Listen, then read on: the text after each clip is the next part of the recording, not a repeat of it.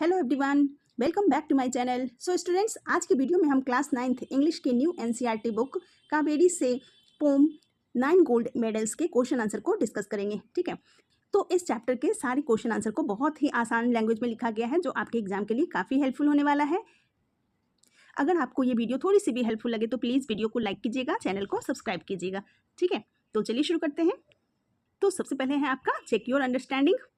तो स्टूडेंट्स, इस क्वेश्चन में हमें डिफिकल्ट वर्ड्स को उनके करेक्ट मीनिंग के साथ मैच करना है। ठीक है, कॉलम ए में पोम से कुछ डिफिकल्ट वर्ड दिए गए हैं और कॉलम 2 में उसके मीनिंग को दिए गए हैं। तो अगर आप वर्ड का मीनिंग अच्छे से समझ लेते हैं तो आपके लिए पोएम को समझना बहुत ही ज़्यादा ईजी हो जाएगा। तो फर्स्ट है आपका डैश्ड इन द डर्ट। तो इसका मीनिंग होता है डिस्ट्रॉयड। ठीक है, तो पोम में बताया गया है कि एथलीट जब गिरा तो उसे लगा कि उसके सारे जो सपने हैं वो टूट गए हैं, और इसलिए डैश्ड इन द डर्ट का मीनिंग हो गया destroyed. Dashed in the dirt means destroyed. Second है स्टम्बल्ड। तो इसका मीनिंग होता है step awkwardly, lose balance and almost fall.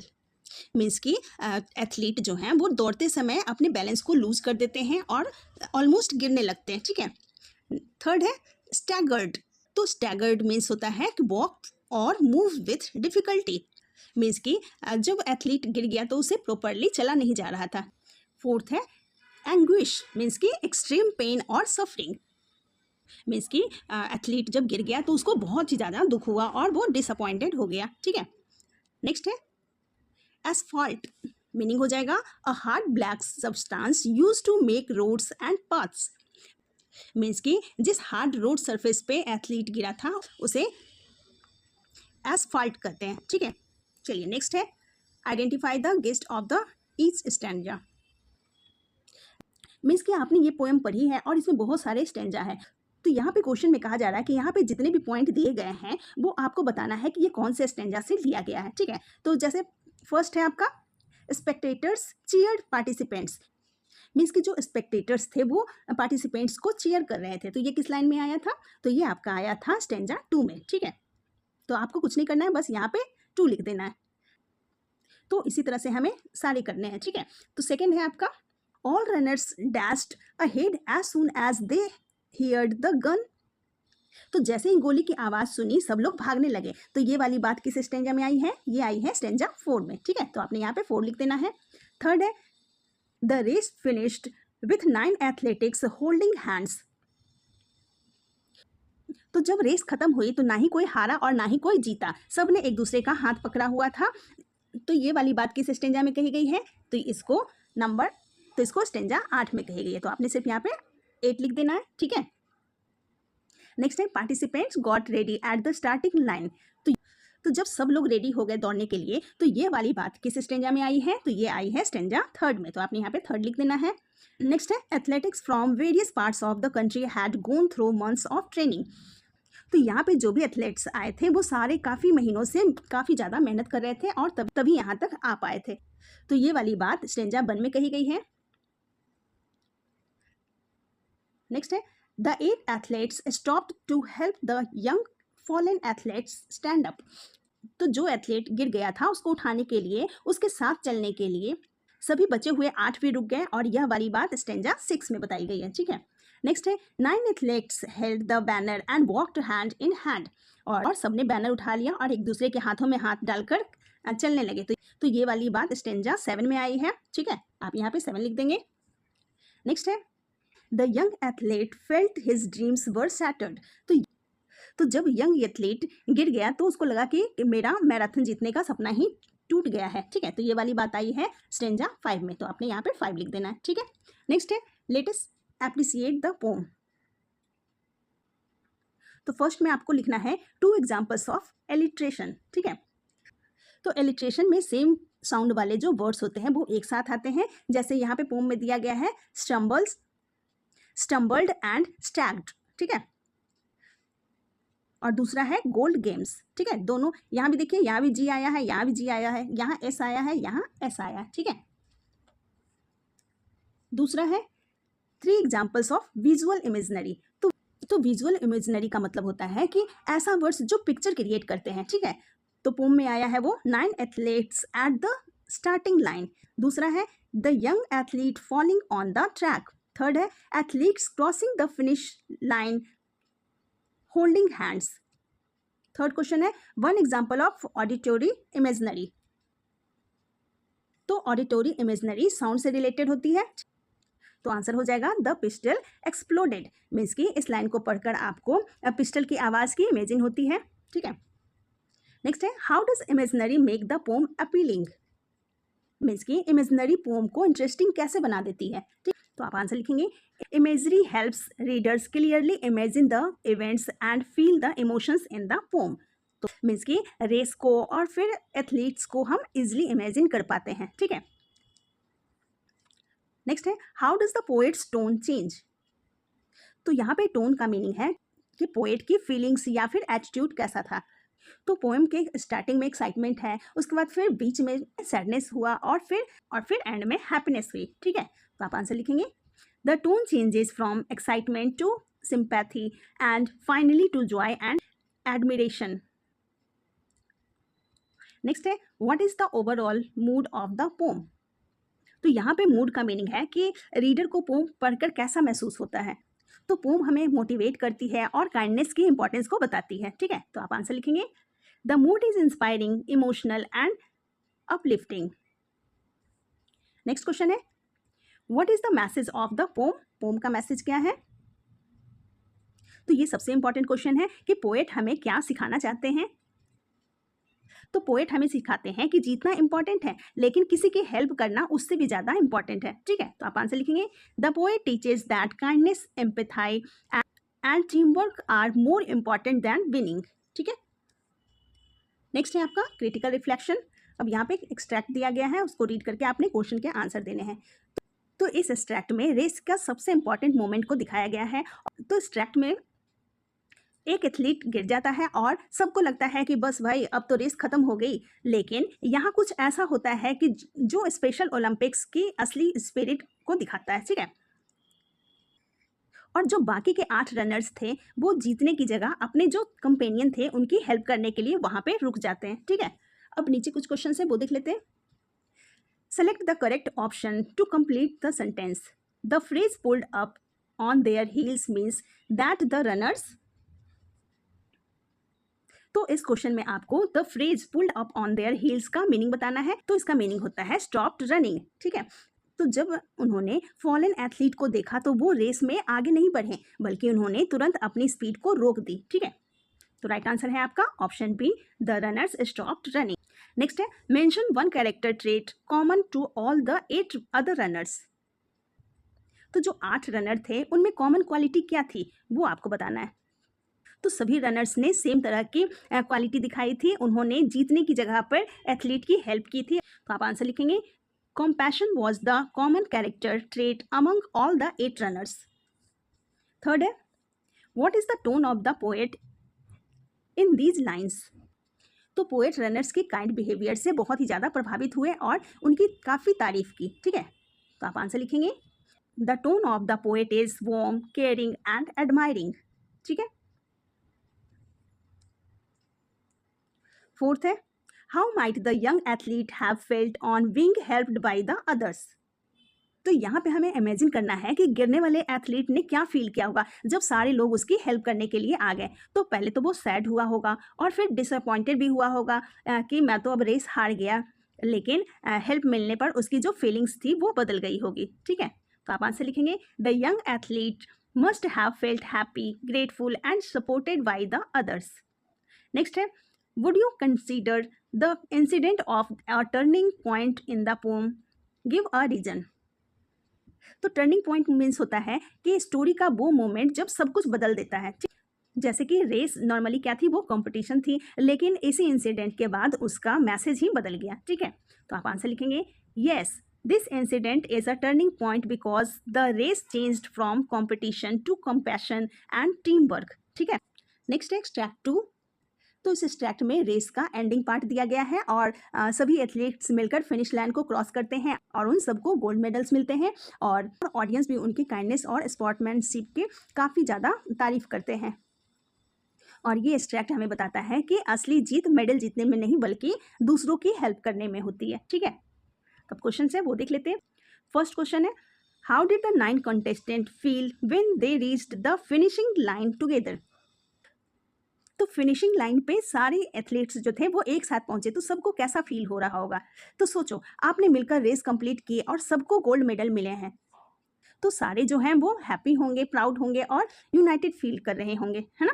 तो आप आंसर लिखेंगे, the 9 contestant felt happy, proud and united when they reached the finishing line together.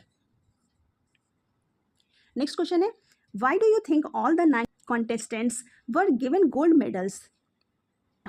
तो इस क्वेश्चन में पूछा गया है कि सारे 9 कॉन्टेस्टेंट को गोल्ड मेडल क्यों दिया गया? तो सभी को गोल्ड मेडल मिला क्योंकि उन्होंने काइंडनेस, टीम वर्क और ट्रू स्पोर्ट्समैनशिप दिखाई थी, ठीक है?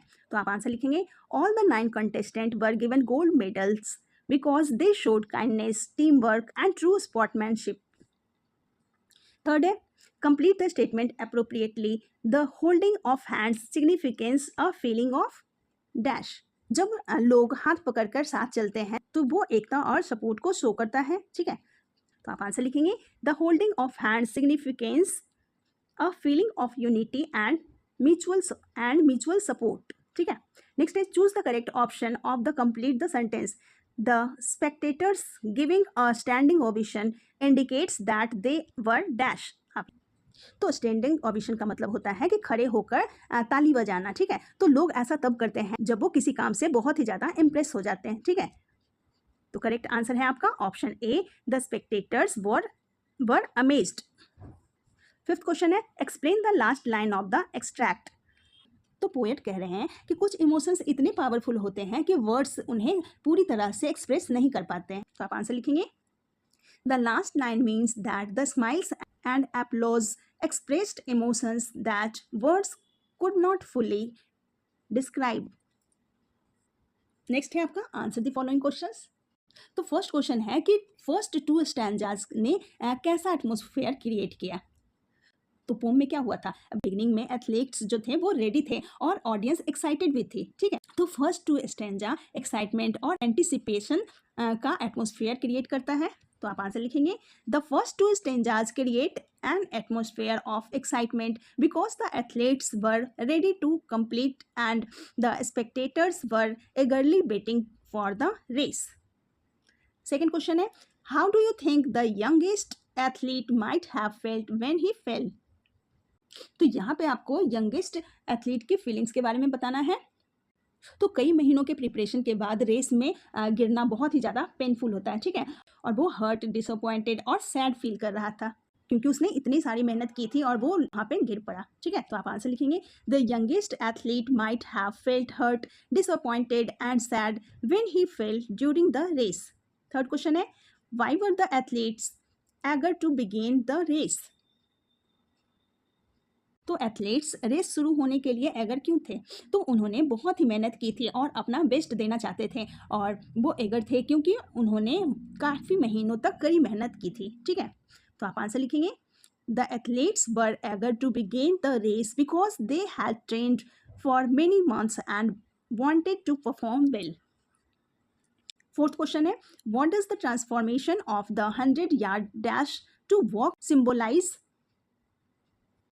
तो वहाँ पे क्या हुआ था, रेस को वॉक में बदल दिया गया था, ठीक है? तो यहाँ पे रेस के वॉक में बदलने का सिंबॉलिक मीनिंग पूछा गया है। तो वहाँ पे तो रेस हो रही थी लेकिन सारे ने क्या किया था, वो उसको वॉक करके रेस को कंप्लीट किया था। तो इससे हमें क्या मैसेज मिलता है? तो ये कंपैशन, यूनिटी और हेल्पिंग अदर को सिंबलाइज करता है, ठीक है? तो आप आंसर लिखेंगे, the transformation of the race into a walk symbolizes compassion, unity and helping others। Fifth question में पूछा जा रहा है कि अगर पोएम सिर्फ विनिंग पर ही फोकस करती तो क्या डिफरेंस होता? तो पोएम का मेन मैसेज ही बदल जाता है ना? पोएम में काइंडनेस और टीम वर्क के मैसेज को दिखाया गया है और ऐसा नहीं होता तो पोएम में सिर्फ कॉम्पिटिशन ही रह जाता जो कुछ भी स्पेशल नहीं होता। तो आप आंसर लिखेंगे, the poem would lose its message of kindness and team work, it is focused only on individual achievement. Six question है, what is the poet's use of language and tone enhance the reader's engagement with the poem? तो यहाँ poet की language और tone के effect के बारे में पूछा गया है। कि सिंपल लैंग्वेज और इमोशनल टोन रीडर्स को स्टोरी से कैसे कनेक्ट कर देती है, ठीक है। तो पोएट की लैंग्वेज और टोन पोम को इंटरेस्टिंग और इमोशनल बनाती है, ठीक है। तो आप आंसर लिखेंगे the poet's simple language and emotional tone help readers connect with the poem and its message. Next question है what might be the poet's purpose of writing this poem. तो पोएट ने ये पोएम किस purpose से लिखी है। तो poem में सिर्फ रेस की स्टोरी ही नहीं है बल्कि एक लाइफ लेसन भी है। इस पोएम में पोएट एम्पैथी, इंक्लूजन और ट्रू स्पोर्ट्समैनशिप का मैसेज देना चाहते हैं, ठीक है। तो आप आंसर लिखेंगे the poet's purpose is to promote empathy, inclusion and true sportsmanship among people. Next है आपका वोकैबुलरी इन कॉन्टेस्ट। फर्स्ट है the phrase standing ovation is an example of an adjective noun collocation. Identify two other similar examples from the poem. तो colocation बताना है आपको। तो colocation का meaning होता है कि ऐसे वर्ड जो अक्सर एक साथ यूज किए जाते हैं, ठीक है। जैसे स्टैंडिंग ओवेशन हो गया और पोम में आया है बीमिंग फेसेस, गोल्ड मेडल्स, ठीक है। तो ये सारे कोलोकेशन हैं।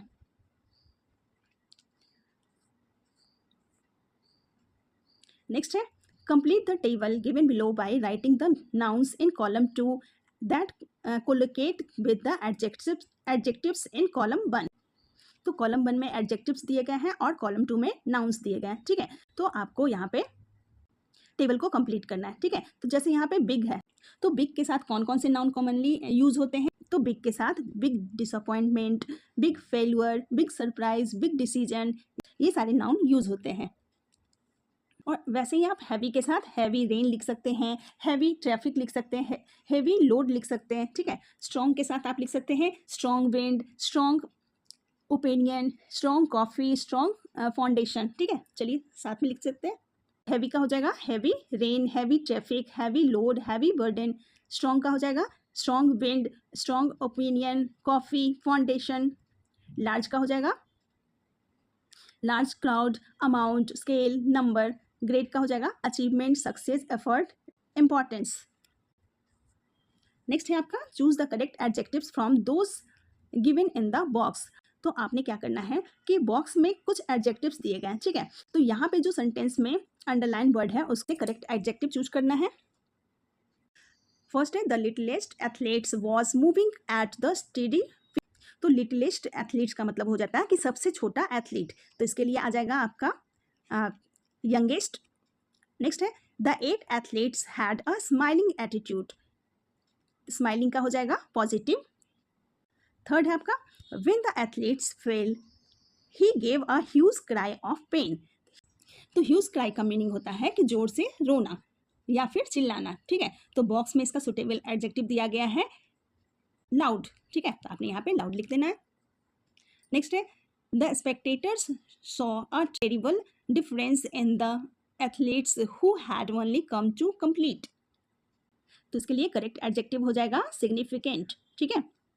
तो एथलीट्स ने सिर्फ रेस ही नहीं लगाई थी बल्कि काइंडनेस भी दिखाई थी, ये होगा आपका सिग्निफिकेंट, ठीक है। सिग्निफिकेंट मीन्स होता है इंपॉर्टेंट। इसी तरह से ग्राउडी का एडजेक्टिव हो जाएगा नॉइजी, ठीक है। Okay students, that's all for today. Thank you so much.